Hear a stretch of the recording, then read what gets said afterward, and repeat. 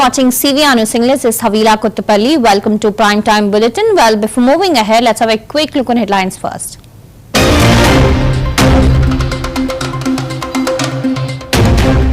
PM Modi allocated rupees 1 lakh crore for urbanization, focusing on sustainable growth as India's urban population reaches 90 crore by 2047.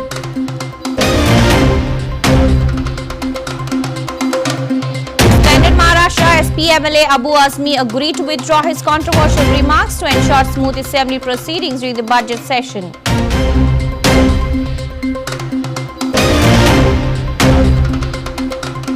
Uttar Pradesh Speaker Satish Mahana banned pan masala and gutka in the assembly, imposing a ₹1,000 fine for violators.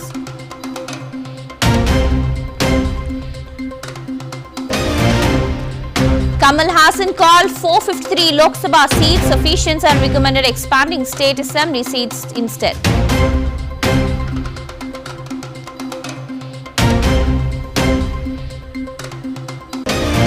Steve Smith retired from ODIs after Australia's Champion Trophy 2025 exit, highlighting 2 World Cup wins.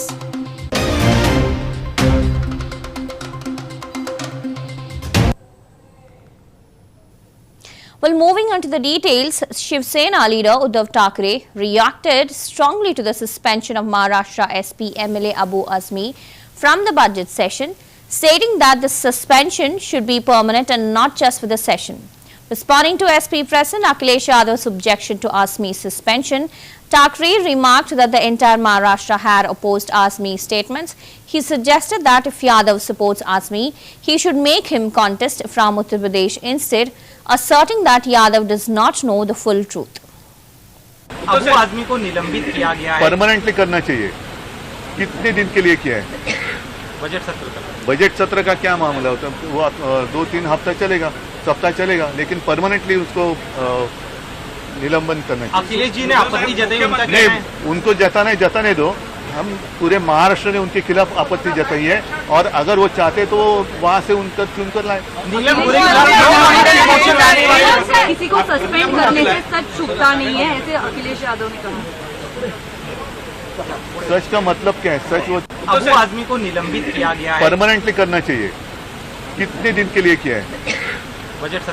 Budget सत्र का क्या मामला होता है?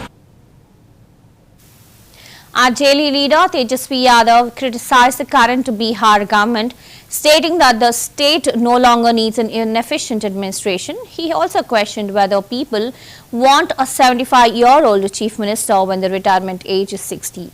Yadav emphasized that it is time for Bihar to move forward with a new vision, not with an outdated system, referring to the need for fresh leadership instead of Katara Gadi.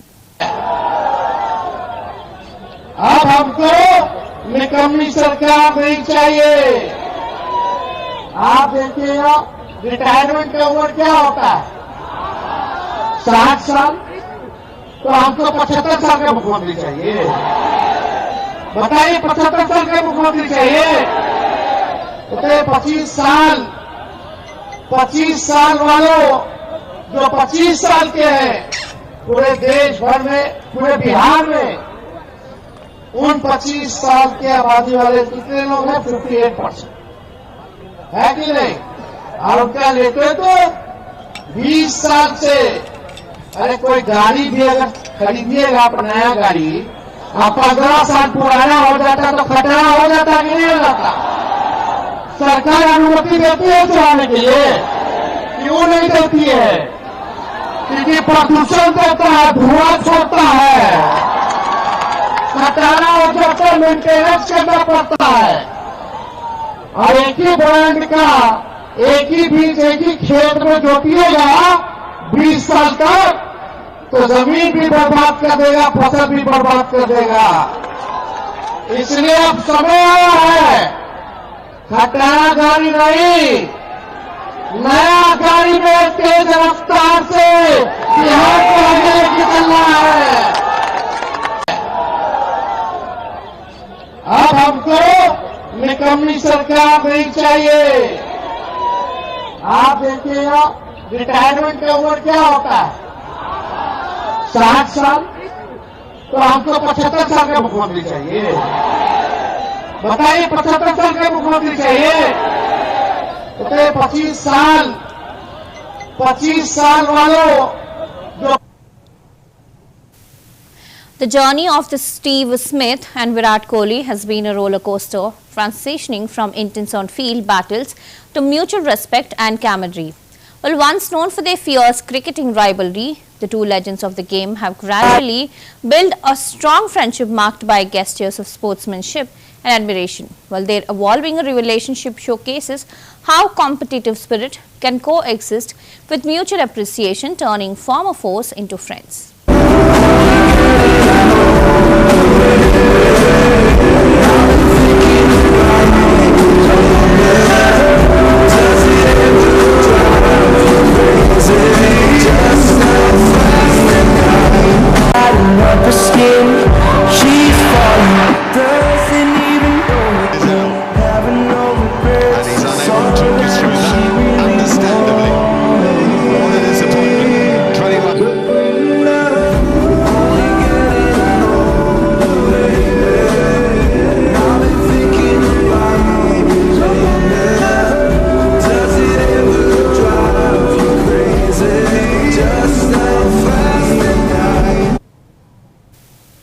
Following the all-party meeting on delimitation, Tamil Nadu Finance Minister Thangam Tennasaru expressed gratitude to the political parties that attended and unanimously backed the proposal put forth by Chief Minister M.K. Stalin.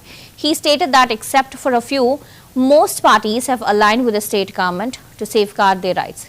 The meeting aimed to build consciousness on the delimitation process and ensure fair representation for the state.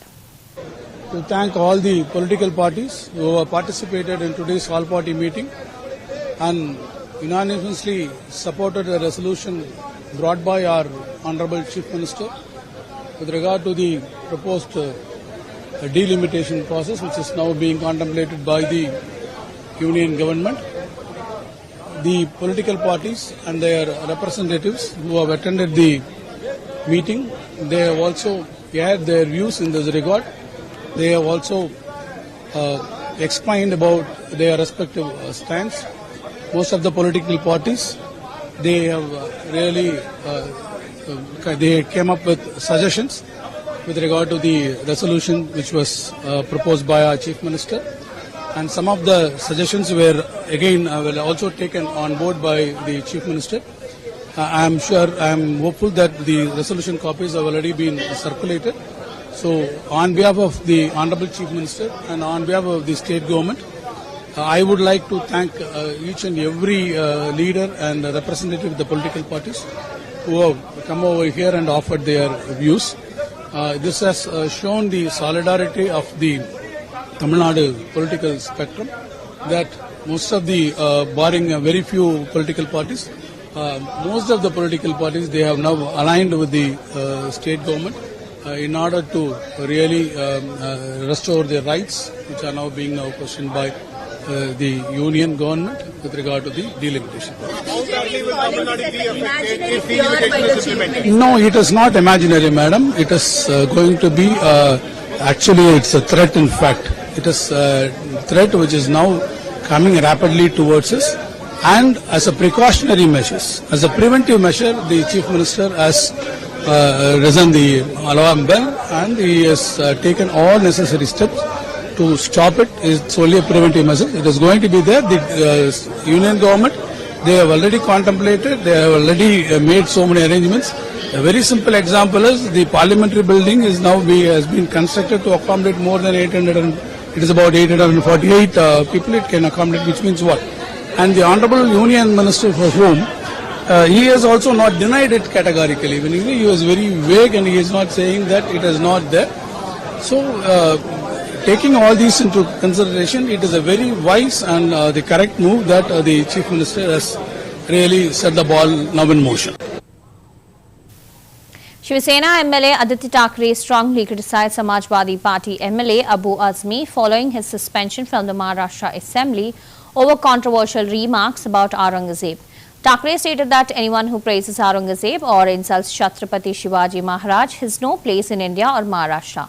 He further accused Azmi of being aligned with the BJP Calling him the B team of the party, Thackeray alleged that the BJP activist Azmi whenever the party faces political difficulties in Maharashtra, especially pointing to the last session when Azmi's remarks were brought to the forefront. This comment underscores Thackeray's ongoing criticism of both Azmi and the BJP's political maneuvering in the state.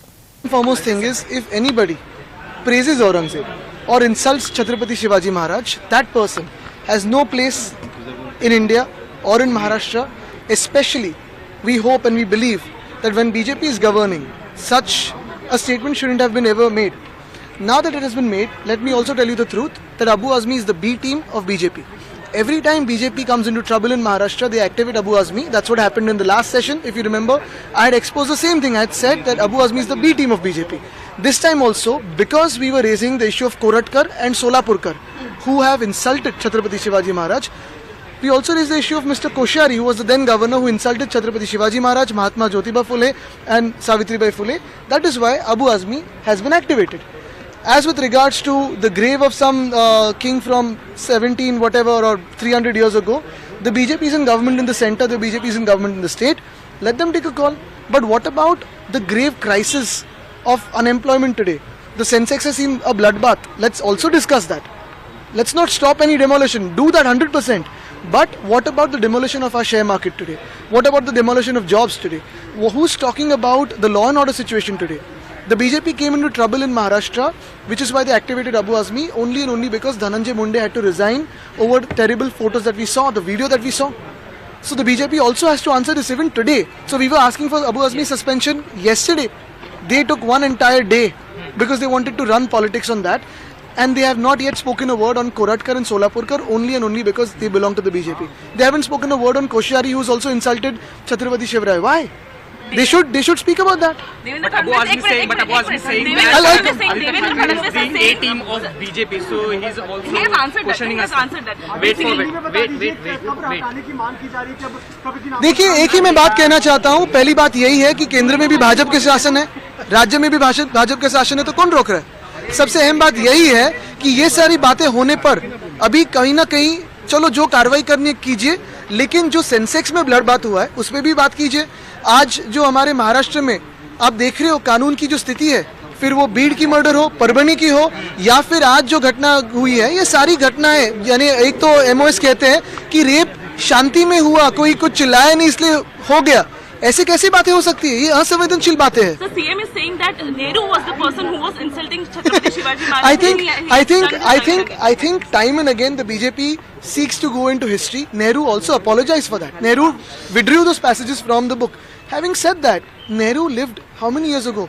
Why is the CM not speaking about the photos that came out yesterday? Why is the CM not speaking about whether he had those photos of the gruesome murder in Bid on the day that these photos came out? How did he get it yesterday?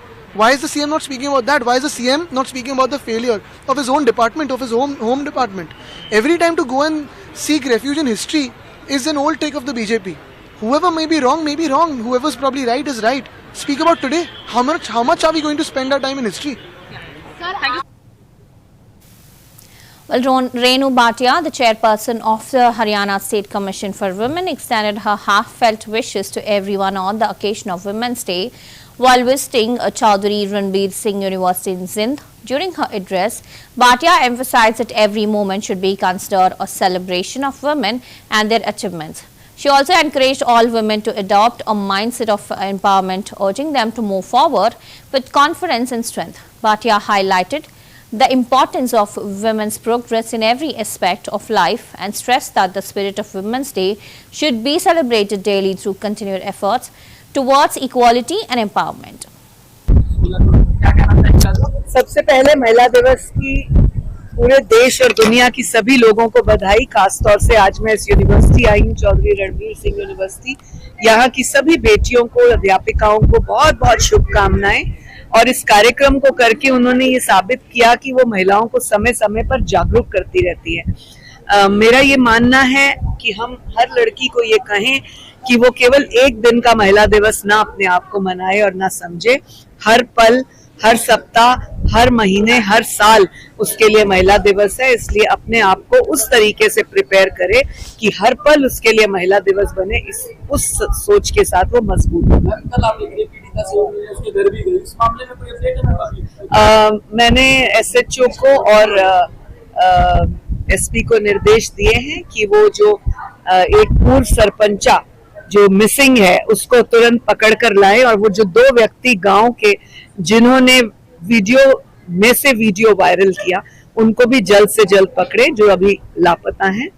और मुझे आज बताया कि POCSO में उनका case दर्ज हो गया है। ये एक अच्छा विषय है कि उन्होंने इस केस को दर्ज किया।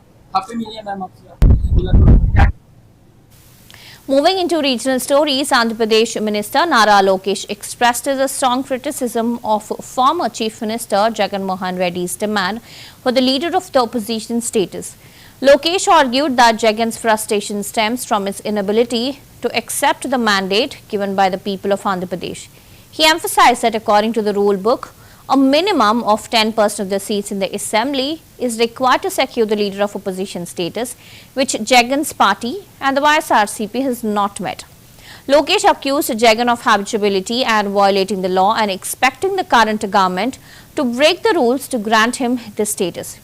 He also condemned Jagan's objectionable remarks against the Deputy Chief Minister, stating that as a former Chief Minister, Jagan should maintain decorum while making public statements, and Lokesh concluded by calling Jagan's action unfortunate and unbecoming of someone who has held such an esteemed position.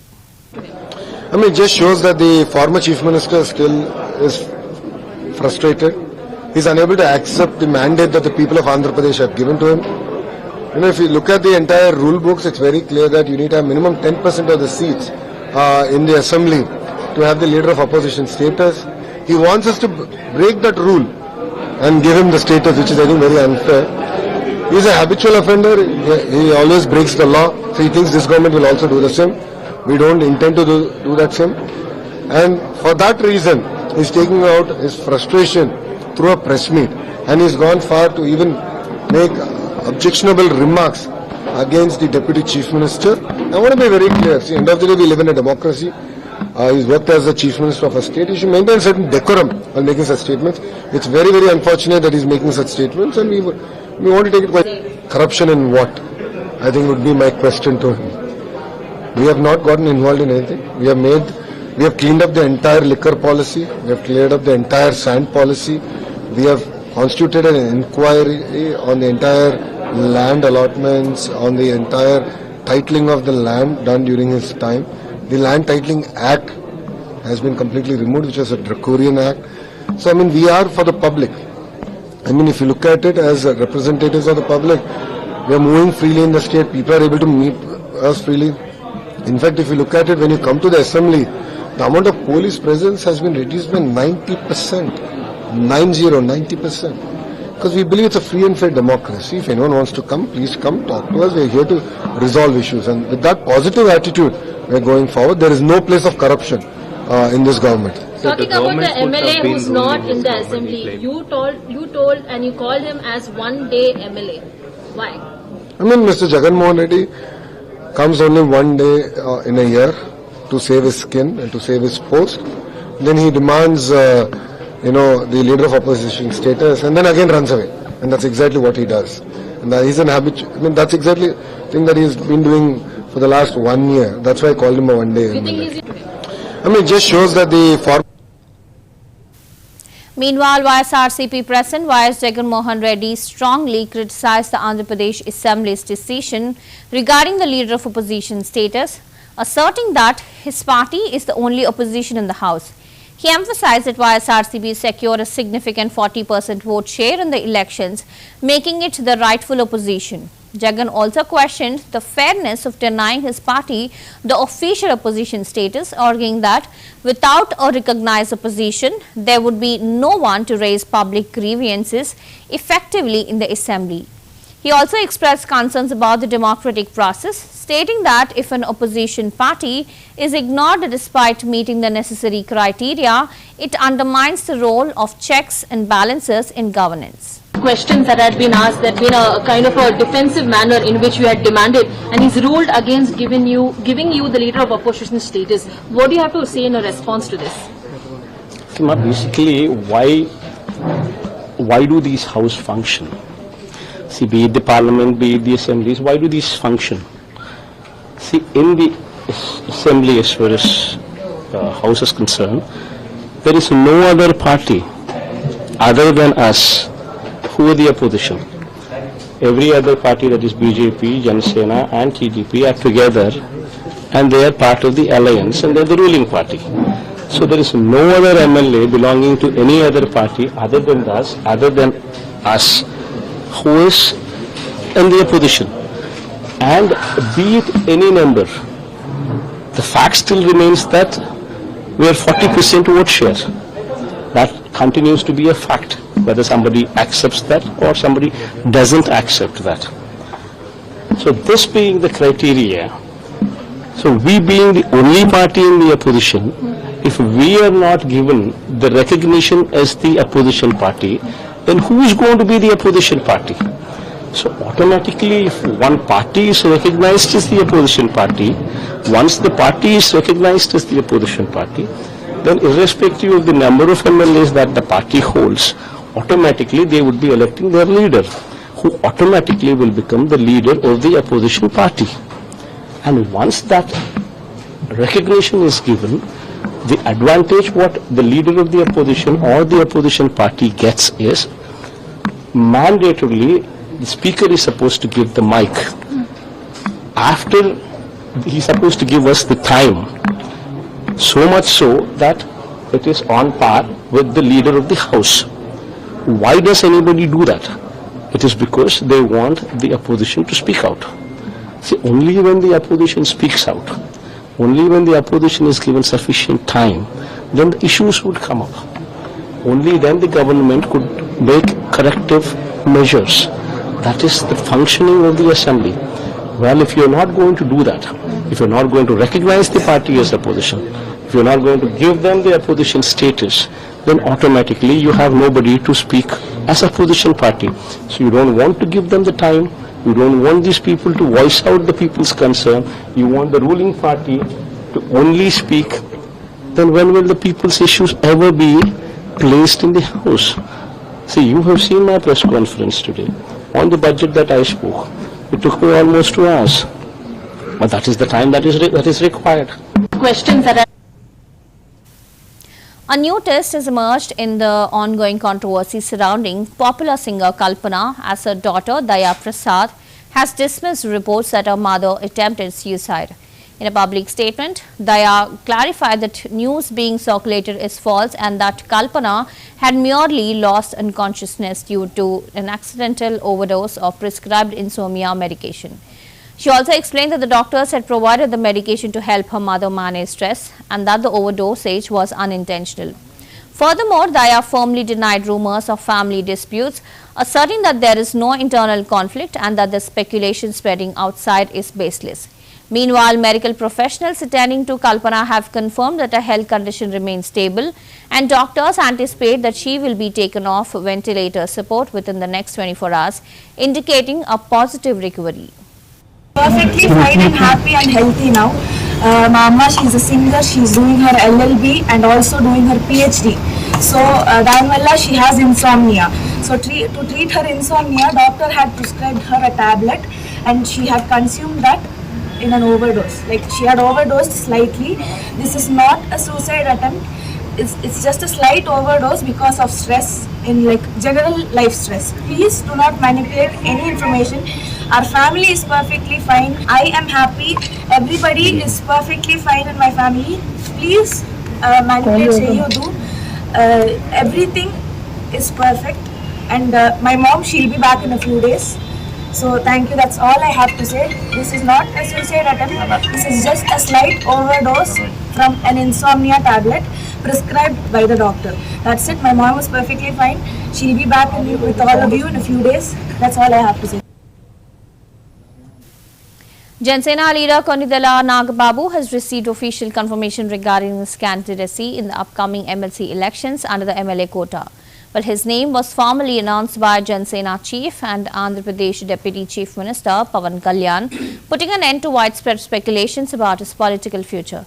There had been ongoing discussions suggesting that Nagababu might be nominated to the Rajya Sabha or appointed as the chairperson of a corporation.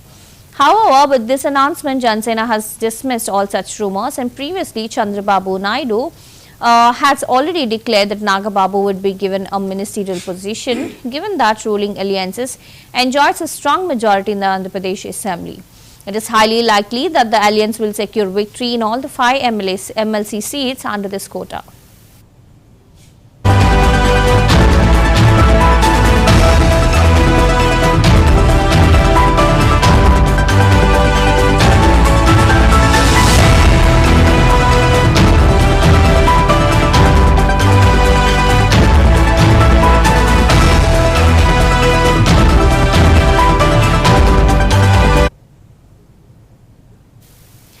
The 5th day of the Andhra Pradesh budget session began with Speaker Ayanna Patruru addressing the issue of former CM Y.S. Jagan Mohan Reddy's request for opposition status.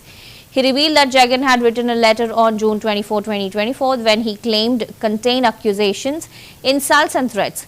The Speaker dismissed Jagan's arguments for opposition status, stating that he had not even informed the Speaker's office about his election as an MLA until June 20.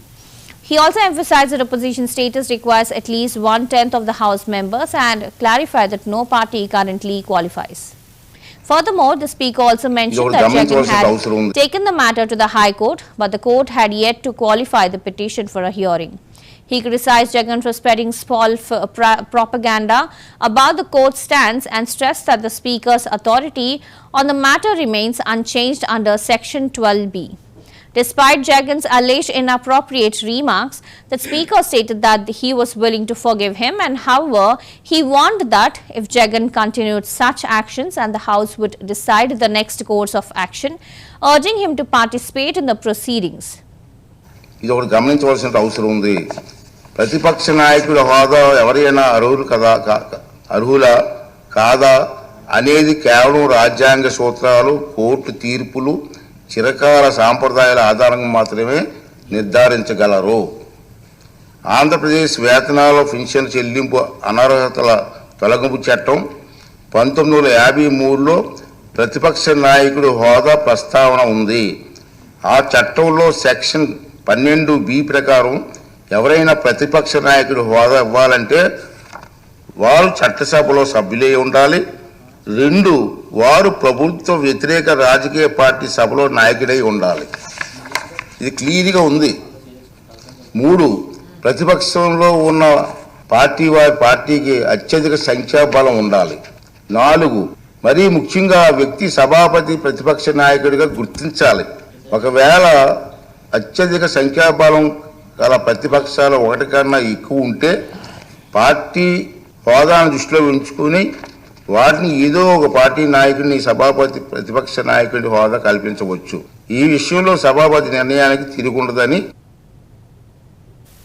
Well, before wrapping up this bulletin, let's have a quick look at closing headlines.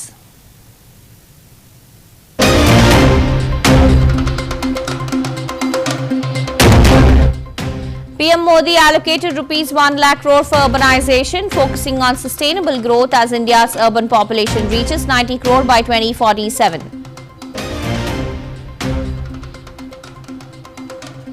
Suspended Maharashtra SP MLA Abu Azmi agreed to withdraw his controversial remarks to ensure smooth assembly proceedings during the budget session.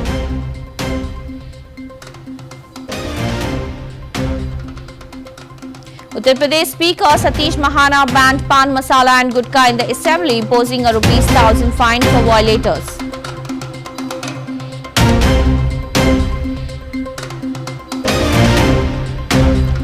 Kamal Haasan called 453 Lok Sabha seats sufficient and recommended expanding state assembly seats instead.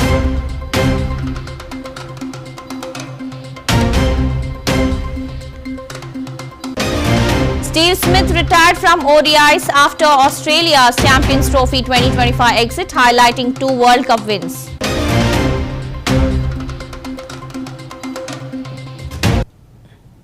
Well, that's all for now. Keep watching CVR News English. This is Havila Kuttapalli. Have a good day.